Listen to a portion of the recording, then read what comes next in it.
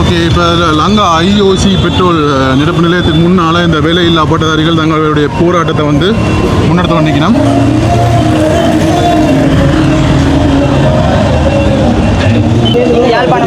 நான் பன்னியில் பிறந்த யாழ்ப்பாணம் கல்யாணம் முடிக்கிறேன்.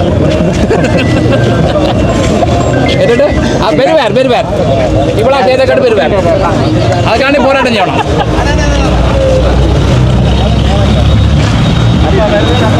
நல்ல ஸ்பீச் நல்லா இருந்தவங்க பேஜ் நல்லா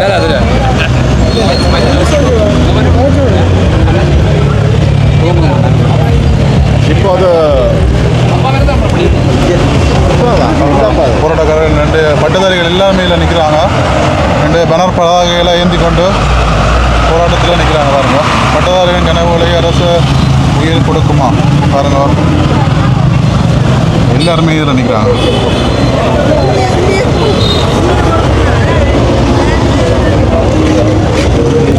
என்ன பிரச்சனை ஐயா ஒன்றைங்களா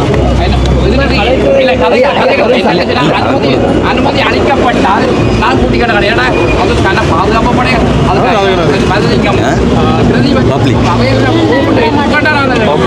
பாதுகாப்படையோ வேற அதுக்கண்டா அத்து வரக்கூடாது. இது பொது மக்கள் எங்கள் பிள்ளைகளுக்கு பிள்ளைகளுக்கு சார் வாங்கி நான் பெற்றாண்டா பெற்றாண்ட பிள்ளைகள் ஆச்சு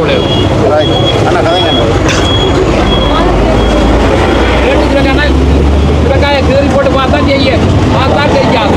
ஐயா கதைக்கு விடுங்க ஐயா, மக்களை காட்டுங்க ஐயா ஒரு நிமிஷம் பாருங்க வார் மக்களை காட்டும். நீங்களே முன்னுக்கு வாங்க. சசியரன் நாங்கள் வடக்குமான வேலையில்லா படுத்த சங்கத்தோட தலைவராக இருக்கிறேன். இப்போ வந்து நாங்கள் வந்து இந்த கிழமை ஆரம்பத்திலேருந்து பிரசிடென்ட் வாராருன்றதுக்காக நாங்கள் உடனடியாக நாங்கள் பிரசிடென்ட் செக்ரட்டரிக்கு மெயில் அனுப்பி ரிக்வெஸ்ட் பண்ணினாங்க. எங்களுக்கு அவரை மீட் பண்ணுறதுக்கு ஒரு அப்பாயின்மெண்ட் எடுத்து தர சொல்லி எங்களுக்கு இது வரைக்கும் கிடைக்கல. அப்படி ஒரு அப்பாயின்மெண்ட்டுக்கு ரெஸ்பான்ஸ் இல்லை, ரிப்ளை இல்லை. அதை தாண்டி கவர்னர் ஆஃபீஸ் கூடவும் அவர்கிட்ட எம்பிபி கட்சி கூடவும் ட்ரை பண்ணாங்க. எங்களுக்கு நேற்று வரைக்கும் எந்த ஒரு அப்பாயின்மெண்ட் கிடைக்கல. இன்றைக்கு கிடைச்சது வெறுமனே செயலாளரை மீட் பண்ணுறது தான். அதை விட என்ன தாண்டி எங்களோட இருக்கிற சகமான நண்பர்களுக்கு வந்திருக்கு பிரசிடென்ட் ஓய்வு எடுக்கிற டைமு இல்லை லஞ்ச் எடுக்கிற டைமு பர்சனலாக 2 பேர் போய் மீட் பண்ணுற அளவுக்கு கேட்டுருந்தாங்களா, அப்படி ஏதாச்சும் அரேஞ்ச் பண்ணி தர முடியுமோன்னு சொல்லி. ஆனால் அந்த அப்பாயின்மெண்ட்டை நாங்கள் விரும்பலை. என்று சொன்னால் நாங்கள் எங்களோட கோரிக்கை வந்து தனிப்பட்ட ஒரு ஆளுட கோரிக்கையில் ஒத்துமொட்ட வடக்கு மாநிலத்தின கோரிக்கை. இது இன்றைய அண்மை காலமாக 30,000 பட்டதாரிக்கு வேலைக்கு எடுக்க போகிறோம் வெறும் வார்த்தையில் வந்து கொண்டு இருக்குது. அந்த வார்த்தை வந்து வடக்கில் எத்தனை பேர் எடுக்க போயினோம் என்ற கேள்விக்கு பதில் தெரிஞ்சால் நாங்கள் அப்படியே அடங்கி போயிருப்போம். நாங்கள் இன்றைக்கும் செயலாளர் அவை எங்களுக்கு அரேஞ்ச் பண்ணி தந்தவே. அப்போ நாங்கள் செயலாளர்கிட்ட போய் மீட் பண்ணி நாங்கள் எங்களோட ப்ரொப்போசலை கொடுத்த நாங்கள் அதை தாண்டி ஒரு ரிக்வெஸ்ட் பண்ணி நாங்கள் பிரசிடென்ட் ஜஸ்ட் ஒரு few minutes 5 to 10 minutes meet பண்ணுறதுக்கு உங்களுக்கு அங்கே அலோவ் பண்ணாட்டிலும் அட்லீஸ்ட் வெளியில் வந்து செய்ய ஒரு ஹாய் சின்ன ஒரு விஷயம். இப்போ எங்களோட ஜனாதிபதி வந்து எளிமையாக இருக்கிறார், செலவை குறைக்கிறார், இன்றைய அவ்வளோ தூரத்துக்கு எளிமையாக சகயமாக பழகிறார். அதையே எங்களோட சகயமாக இதே இடத்துல வந்து எங்களுக்கு ஒரு பதில் சொல்லணுமென்று நாங்கள் ஆசைப்படுறோம், வேண்டி கேட்குறோம். அதுக்கு அவர் முயற்சி செய்கிறேன்னு சொல்லியிருக்கிறார். அதுக்காக நாங்கள் வெயிட் பண்ணி கொண்டு இருக்கிறோம். நாங்கள் வந்து பிரசிடெண்ட்டுக்கு எதிரான ஆக்களோ சரி, அவருக்கு ஆட்சிக்கு எதிரான ஆக்களோ இல்லை. ஆனால் என்ன, கடந்த கால அரசாங்கத்தின் கடைசி கட்ட நிமிடங்களில் வடக்கில் வந்து 3000 பட்டதாரிகளுக்கும் 3000 வந்து 2000 பட்டதாரிகளுக்கும் 1000 டிப்ளமாதாரிகளுக்கும் வேலை வாய்ப்புக்காக உறுதிப்படுத்தப்பட்ட நியூஸ் ஒன்று மீடியா அளவில் பரவப்பட்டு இருந்தது. அப்போ ஆட்சி மாற்றத்தின் காரணமாக அப்போ இருந்த தொழில் வாய்ப்பை தான் இப்போ ஏன் இன்னும் பூர்த்தி செய்ய முடியாமல் இருக்கின்றது. அந்த சூழ்நிலையிலேயும் IMF தான் காரணமாக இருந்தது. இப்போ அது IMF இருக்குது. ஏன் எங்களை கிழக்க இப்படி செய்கிறார்கள்னு எங்களுக்கு தெரியவில்லை சத்தியமாக. நேற்று வரைக்கும் கிழக்கில் வந்து எங்களோட சக நண்பர்கள் உண்ணாவிரத போராட்டம் இருந்தவர்கள் அதுக்கு சரியான முடிவு இல்லை அதில் அவ்வளோ தூரத்துக்கு உண்ணாவிரதம் இருந்துமே இந்த நாட்டு தலைவர்கள் யாருமே எந்த ஒரு சரியான முடிவு தெளிவான பதில் எதுவுமே கொடுக்கல. இது ஒரு வெக்கப்பட வேண்டிய விஷயம். நாங்கள் துக்கப்பட வேண்டிய விஷயத்தில் இருக்கிறோம். நாங்கள் வடக்கு கிழக்கு தொடர்ந்து அடிபட்டு கொண்டே போகின்றோம். எங்களுக்கு 30,000 வேகன்சியில் வடக்கு கிழக்கு எத்தனை வேலைவாய்ப்பு கிடைக்க போகுதுன்னு தெரியவில்லை. ஆனால் எங்களுக்கு அந்த பதிலுக்காகத்தான் போராடி கொண்டிருக்கின்றோம். எங்களை பிரசிடென்ட் மீட் பண்ண ஆட்டிலும் எங்களுக்கு பரவாயில்லை.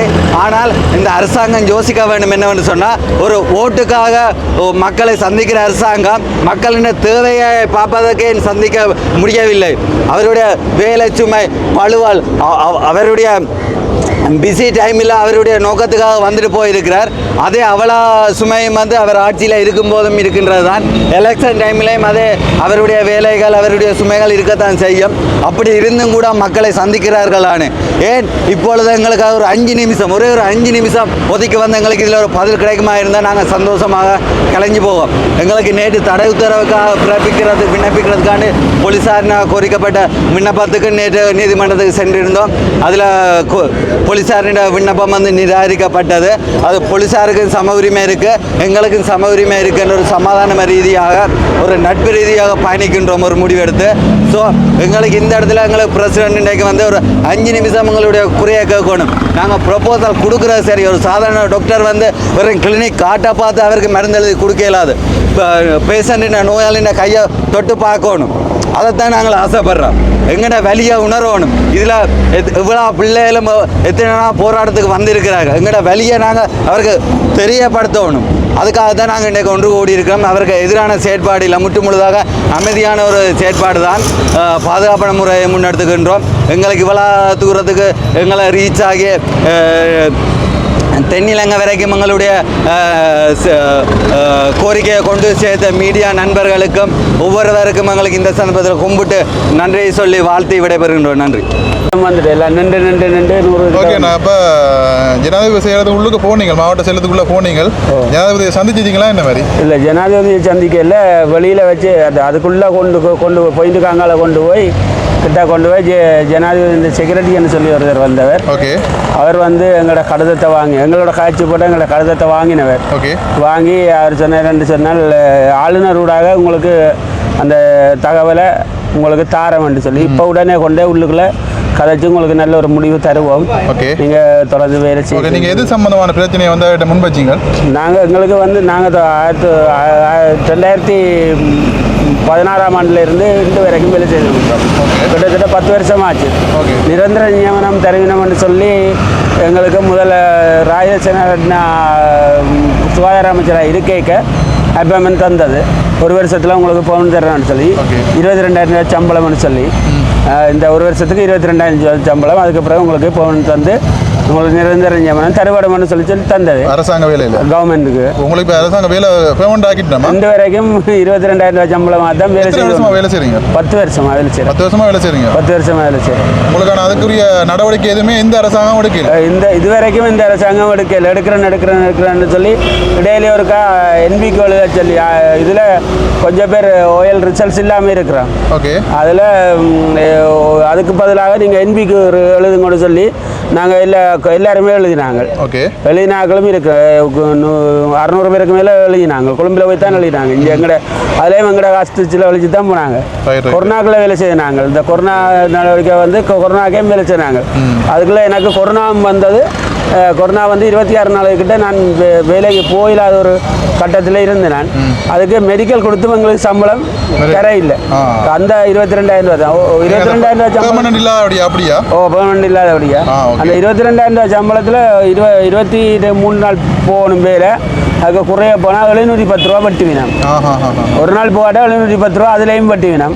அந்த 26 நாளில் வேலை போயிலன்னு அதுலேயும் எங்களுக்கு சம்பளம் இல்லை. ஏன்னா ஒரு நாளைக்கு 26 நாள் வேலை செய்யாட்டா அந்த சம்பளம். சாதாரணமாக ஒரு குடும்பம் நடத்துறதுனால இப்போத்த விலைவாசிக்கு 50,000 60,000 இருந்தாலும் பத்தாது. கடைசி வந்தாலும் பத்தாது.